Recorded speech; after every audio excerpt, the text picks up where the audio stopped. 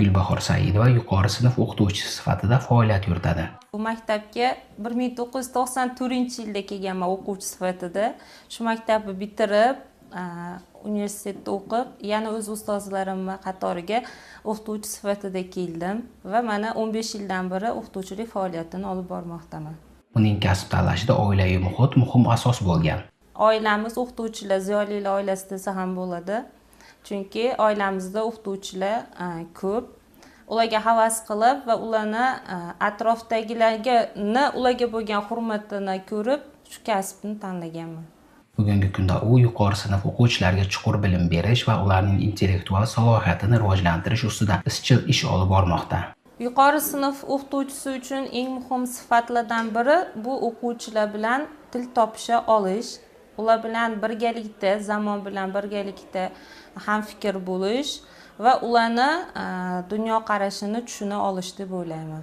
Dars jarayonlarida zamonaviy yondashuvlar asosida o'quvchilarning mustaqil fikrlash qobiliyatini shakllantirmoqda. Shuningdek, u ota-onalar bilan hamkorlikni samarali yo'lga qo'ygan. Bugungi kunda o'quvchilarni maktabdagi holati, maktabdagi tarbiyasiga oila bilan hamjihatlikda, oila bilan hamkorlikda ish qilish juda ham muhim. Ayniqsa ota-onalarga hozirgi o'quvchilarni, hozirgi zamondagi o'quvchilarni o'quvchi maktab hayotiga moslashtirish uchun yordam berishi o'qituvchi uchun juda muhim hisoblanadi. O'z faoliyati davomida u bir qator yutuqlarga erishib, kasbiy mahoratini namoyon etib kelmoqda.